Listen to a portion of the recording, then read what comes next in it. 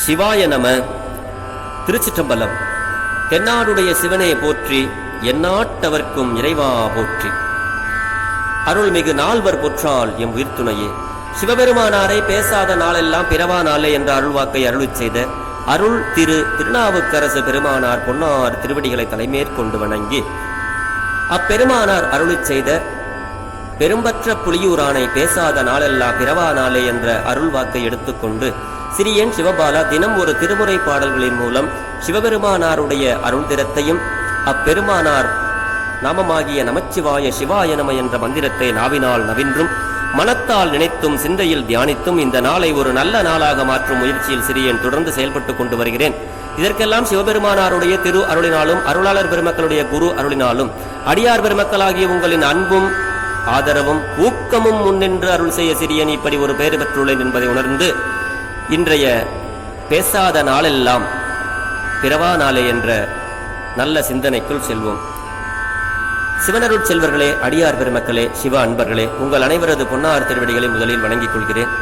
இன்னைக்கு நம்ம சிந்திக்க இருக்கிறது என்னன்னா, திருநாவுக்கரசு பெருமானார்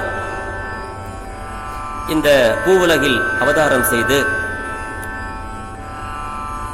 இந்த மண்மேல அழகிய தேவாரம் என்னும் தமிழ் மாலைகளை சிவபெருமானுக்கு சாற்றி வருகிறார்.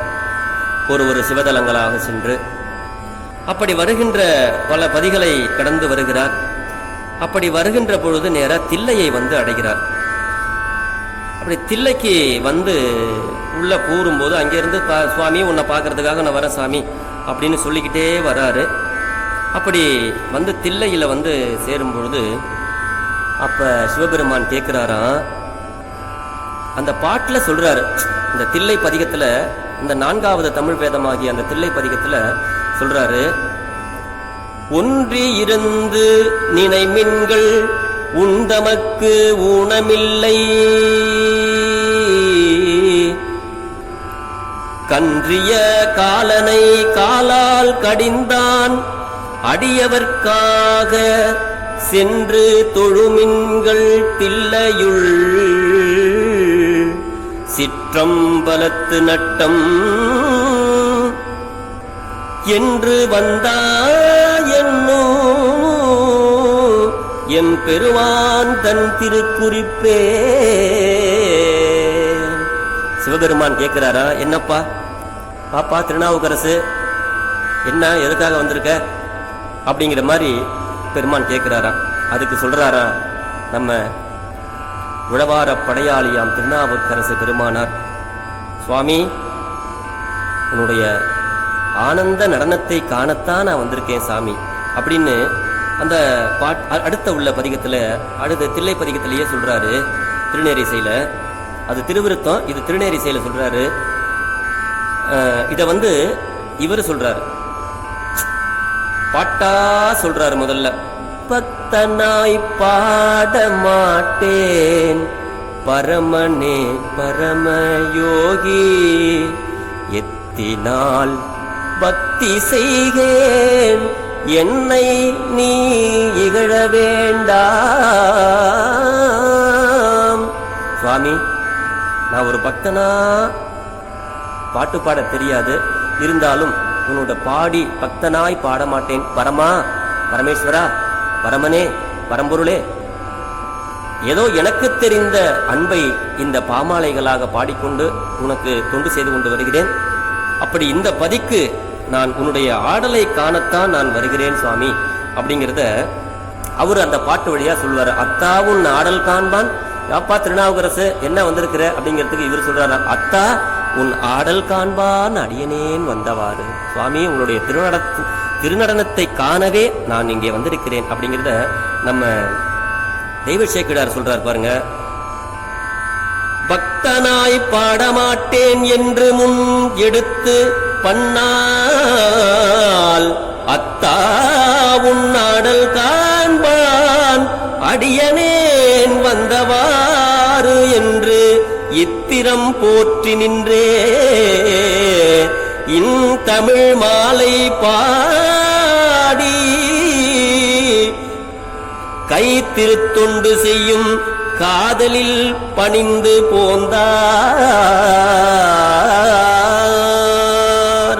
பதில் சொல்றாரா, பெருமானே பக்தனாய் பாடமாட்டேன் என்று முன் தொடங்கி பண்ணினால் இந்த பண்ணோட அந்த திருநேரிசை உள்ள அந்த பண்ணால அத்தா உன் ஆடல் காண்பான் அடியனேன் வந்தவாறு அப்படின்னு அப்படி முடிக்கிறாரா.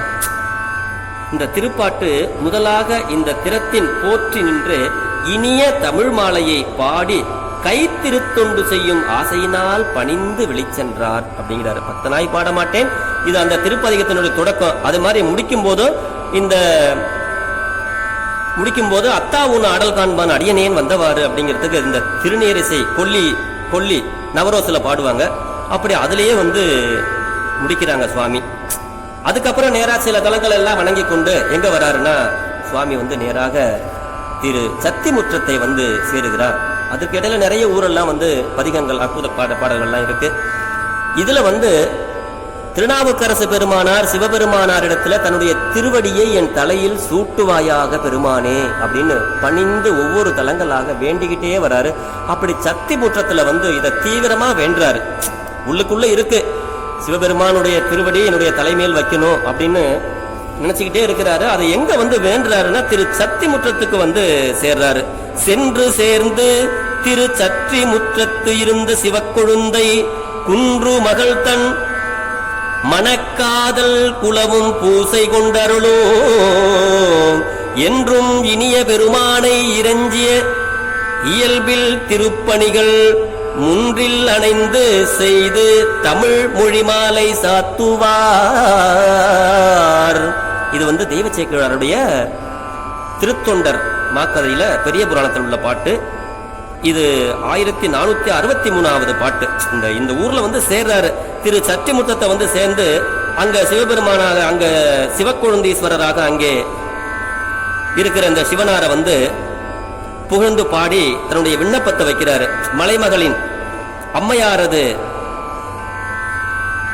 மனத்தெழுந்த காதலில் விளங்கும், அதாவது உமாதேவியார் விரும்பத்தக்க ஈசனாக சிவக்கொழுந்து ஈஸ்வரராக அங்க திரு சத்திமுற்றத்துல எழுந்திருக்கிற இந்த பெருமான பூசையினை ஏற்றருளி என்னும் உமாதேவியார் விரும்பி அந்த பதிகத்துல பூசை செய்து கொண்டிருக்கிறார்களாம். அதை தான் இங்க சொல்றாங்க. திரு சத்திமுற்றத்தை சார்ந்து அங்கு எழுந்தரில் உள்ள சிவக்கொழுந்து ஈசரை மலைமகளின் அம்மையாரது, மலைமகளின், இந்த மலைமகள்னா நம்ம உமாதேவி மனத்தெழுந்த காதலினால் விளங்கும் பூசையினை ஏற்றருளி என்றும் இனியவராக பெருமானை வணங்கி திரு முன்றில் தாம் இயல்பால் செய்திடும் திருப்பணியாகிய உழவார திருத்தொண்டை செய்து மொழி மாலையையும் சாத்துவார். இந்த பதியில உமாதேவியார் மிக காதல் மிக்க இங்க சிவபெருமானை நோக்கி பூசை செய்கிறவராகவும் அந்த பூசையை இனியவராக பெருமான் ஏற்றுக்கொள்வதாகவும் இப்படிப்பட்ட ஒரு அழகான பதியில சேர்ந்து தன்னுடைய இயல்பால் செய்திடும் திருப்பணியாகிய உழவார திருத்தொண்டை செய்து மொழி மாலைகளை சாத்துவார். எங்க திரு சத்திமுற்றத்துல அப்படி இந்த பாடலை இங்க சேர்ந்து பார்த்து இங்க பாடுறாரு. அங்க ஒரு பாடலை பாடுகிறார். அங்க அந்த பாட்டுல தான் வேண்டாரு, சுவாமி உன்னுடைய திருவடியை என் தலையில் சூட்டுக அப்படின்னு. அவரு நாவுக்கரசு பெருமானார் பாடினது திரு சத்திமுற்றத்துல கோபாய் முடுகி அடுதிருந்து கூற்றம் குமைப்பதன் முன் பூவார் அடிச்சுவடு என் தலை மேல் குறித்துவை அப்படிம்பாரு. அங்க பெருமானே இந்த யம தர்மராச என்னை கூட்டிக்கிட்டு போறதுக்குள்ளார, இந்த உடல் அது களையறதுக்குள்ளார, இந்த உடலை விட்டு இந்த உயிர் போகிறதுக்குள்ளார உன்னுடைய திருவடியை என்னுடைய தலையில் சூட்டுவாயாக அப்படின்னு பெருமானுகிட்ட கெஞ்சிறார். நாவுக்கரசு பெருமான் பாடியது கெஞ்சி தமிழுங்க. ஞானசம்பந்தர் பாடினது கொஞ்சி, அதாவது குழந்தையும் தகப்பனும் உள்ள அந்த கொஞ்சி கேட்கிற தமிழ். இங்க நாவுக்கரசு பெருமானாருடைய பாடல்கள் கெஞ்சி தமிழ். கெஞ்சி கேட்கிறாரு, பெருமானே இந்த யம தர்மராசா என்னைய கூட்டிக்கிட்டு போறதுக்குள்ளார உன்னுடைய பொன்னார் திருவடியை என் தலையில் சூட்டுவாயாக அப்படின்னு அந்த திரு சத்திமுற்றத்துல கேட்கிறாரு. அப்படி கேட்டத இங்க எப்படி 1464வது பாட்டுல பெரிய புராணத்துல தெய்வச்சேக்கிழார் பாடுறாரு. கோவாய் முடுகி என்று எடுத்து கூற்றம் வந்து குமைப்பதன் முன் பூவாரடிகள் என் தலைமேல் பொறித்து வைப்பா என்று புகன்று நான் பதிகம் பாடுதலும் நாதன் காணும் நல்லூரில் வா வா என்றே அருள் செய்ய வணங்கி மகிழ்ந்து வாகீசர். இதுல என்ன சொல்றாருன்னா, இந்த பாட்டை கேட்டாராம். கோவாய் முடுகிங்கிறத சத்திமுற்றத்தில் இருக்கிற சிவக்குழந்தீஸ்வரர் வேண்டின உடனே அவர் என்ன சொல்றாரு பாருங்க. கோவாய் முடுகி என்று தொடங்கி கூற்றம் வந்து உயிரை கொண்டு போவதன் முன் பூவார்ந்த தங்கள் திருவடியினை அடையாளம் படும்படி என் தலைமேல் பொறித்து வைத்தருளுக என்று கூறிடும் நாவினால் நற்றமிழ் பதிகத்தை பாடிட இறைவனும் அங்கிருந்து ஆகாச வழியா சொல்றாரா, திருநல்லூர் வா வா வாரும் என்று அருளி நாவேந்தரும் வணங்கி மகிழ்ந்தார். மேலிருந்து சொல்றாரு, அப்படியாப்பா, சரி நீ கேட்டுக்கிட்டே இருக்கிற, என்னுடைய திருவடியை உன் தலையில வைக்கணும், அதுதானே, நீ நேரா அங்க வா, எங்க வர, நல்லூருக்கு வா அப்படின்னு ஆகாச வழியாக அசரீதியாக சொல்கிறார். அப்படி இந்த கோவாய் அப்படின்னா இடியாய்னு அர்த்தம், அம்பாய் வச்சிரமாய்.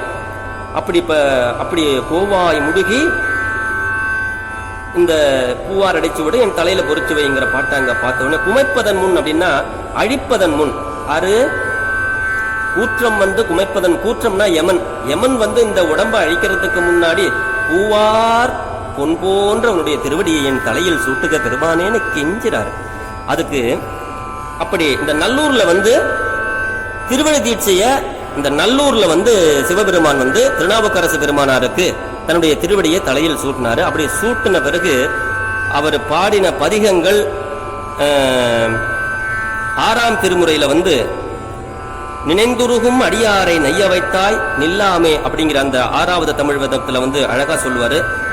அந்த திருநல்லூர் பதிகத்துல 4வது பதிகத்துல 4ஆம் திருமுறை அட்டுமினல் பிலி என்று ஆரம்பிக்கின்ற அந்த பதிகத்திலையும் இந்த திருவடி சூட்டுறத வந்து சொல்றாரு. அதை வந்து எப்படி சூட்டினார் அப்படிங்கிறத வந்து எப்படி இந்த ஊருக்கு வந்தாரு, எப்படி சூட்டினாருங்கிறத தெய்வ சேக்கிழார் தன்னுடைய பெரிய புராணத்துல சொல்றாரு பாருங்க. நன்மை பெருகு அருள் நெறியே, நன்மை பெருகு அருள் நெறியே வந்து அணைந்து நல்லூரில் மண்ணு திரு தொண்டனார் வணங்கி மகிழ்ந்து எழும் பொழுதில்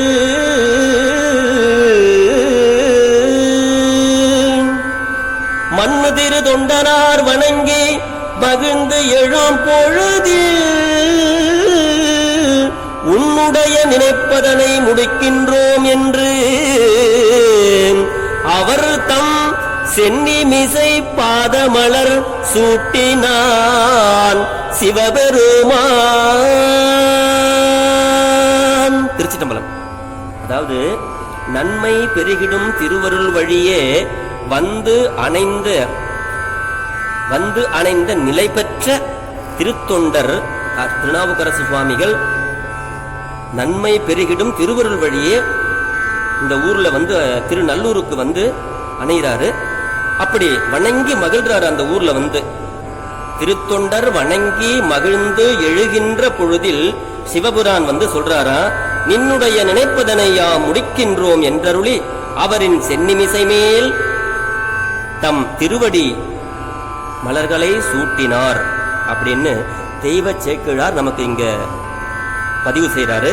நன்மை பெருகு அருள் நெறியே வந்து அணைந்த நல்லூரில் மண்ணு திரு தொண்டனார் வணங்கி மகிழ்ந்து எழும்பொழுதில் உன்னுடைய நினைப்பதனை முடிக்கின்றோம் என்று அவர்தம் சென்னிமிசை பாதமலர் சூட்டினார் சிவபெருமான். ஆக சிவபெருமான் திருநாவுக்கரசு பெருமானருக்கு திருவடி தீட்சை கொடுத்த இடம் நல்லூர், திருநல்லூர். இதை வந்து இந்த ஒரு 6வது தமிழ் வேதம் திருத்தாண்டகத்துல அதுல ஒரு 14வது திருப்பதிகத்துல பாட்டுல சொல்றாரு. பொன்னலந்த நறுங்கொன்றை சடைமேல் வைத்தார், புலி உரியின் அதல் வைத்தார், புனலும் வைத்தார், மண்ணலந்த திரதோள் மேல் மழுவால் வைத்தார், மின்னலந்த நுண்ணிடையால் பாகம் வைத்தார், வேழத்தின் உரிவை வைத்தார், வெண்ணூல் வைத்தார், நன்னலந்த திருவடியன் தலைமேல் வைத்தார், நன்னலந்த திருவடியன் தலைமேல் வைத்தார், நல்லூரம் பெருமானார் நல்லவாரே. இத இங்க பதிவு செய்யறார் 6வது திருத்தாண்டகத்துல. நன்னலந்த திருவடி தலைமேல் வைத்தார், நல்லூர் எம் பெருமானார் நல்லவாரே அப்படின்னு இந்த ஊர்ல சொல்றாரு. அதுக்கு கீழே நம்ம ஐயா சொல்றாங்க, தெய்வ சேக்கிழார் 1466வது பாட்டுல நனைந்து அணைய திருவடியன் தலைமேல் வைத்தார் என்று புனைந்த திருத்தாண்டகத்தால் போற்றி இசைத்து புனிதர் அருள் நினைந்து உருகி விழுந்து எழுந்து நிறைந்து மலர்ந்து ஒழியாத தனம் பெரிதும் பெற்று வந்த வரியோன் போல் மனம் தழைத்தார். நினைந்து உருகி விழுந்து எழுந்து நிறைந்து மலர்ந்து ஒழியாத தனம் பெரிதும். இந்த திருவடியை சூட்டின உடனே பெருமான் என்ன அந்த நிகழ்வை பக்தி சுவை நனி சொட்ட சொட்ட கவி பாடிய தெய்வ சேக்கிழார் அப்படின்னு சொல்லுவாங்க அருளாளர்கள். அப்படி இந்த எப்படி சொல்றாரு பாருங்க. இந்த பாட்டுக்கு நனைந்தனைய திருவடியன் தலைமேல் வச்சிட்டாரு சிவபெருமான் என்று திருநாவுக்கரசு பெருமானார் பாடிய திருத்தாண்டகத்தின் பதிகத்தால் போற்றி இசைந்து புனிதராகிய சிவனார் தமக்கு செய்த பேரருளை நினைந்து உருகி கீழே விழுந்து பின்னர் மன நிறைவும் அகமலர்ச்சியும் கொண்டு குறையாத பெரும் செல்வத்தை பெரிதும் பெற்று கழிக்கும் வறியவன் போல மனமகிழ்ந்தார். சிவபெருமானாருடைய திருவடி என்றைக்கும் குறையாத பெரும் செல்வத்தை பெரிதும் பெற்ற திருவடி. அப்படித்தான் இங்க நாவுக்கரசர் நினைக்கிறாரு. இது ஏற்கனவே புலவா பொற்கிழி ஒண்ணு வாங்கினாரு ஞானசம்பந்தர். அது பொன். ஆனால் இது சிவபெருமானாருடைய திருவடி என்றைக்கும் குறையாத பெருச்செல்வத்தை கொடுக்கின்ற திருவடி. இதுவும் ஒரு பொற்கிழி, அருள் பொற்கிழி. இது அதாவது செல்வ பணத்தையே பார்க்காத ஒருவன் கத்தையா நிறைய பணத்தை பார்த்தா அவன் எப்படி ஆஹா இவ்வளவு பணம் வந்துருச்சேன்னு எப்படி அப்படி ஆனந்தப்படுவானோ அந்த மாதிரி இந்த திருவடியே பெருசெல்வம் அப்படின்னு நினைக்கிறாரு நாவுக்கரசு பெருமானார். ஏன்னா அந்த திருவடி காலனை வீழச்செற்ற கரலடி இரண்டும் என் மேலல்லவா இருக்க பெற்றேன், எனக்கல்லவா சிவபெருமான் இந்த திருவடியை சூட்டுகின்றார். இந்த திருவடிதானே ஒரு மார்க்கண்டேயருக்காக யமனையும் உதைத்த திருவடி அல்லவா அடியாரை காப்பதற்காக.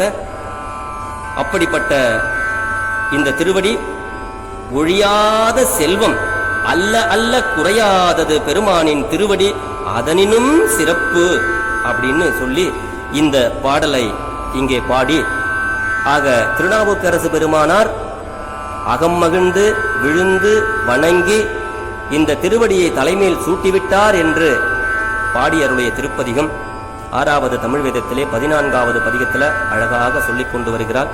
அடியார்கள் நேரம் கிடைக்கும் பொழுது இந்த பாடலை பாராயணம் செய்து அந்த கோவாய் முடுகு என்ற திருப்பதிகத்தையும் பாராயணம் செய்து சிவபெருமானாரிடத்தில் திருவடி தீட்சையை நாமும் பெறுவோம் என்று சொல்லி, பெருமான் பெற்ற பேரின்பம் போலவே சிவபெருமானாருடைய திருவடியினுடைய கருணைக்கு அளவில்லை, அவருடைய திருவடியே என்றும் இன்பம்.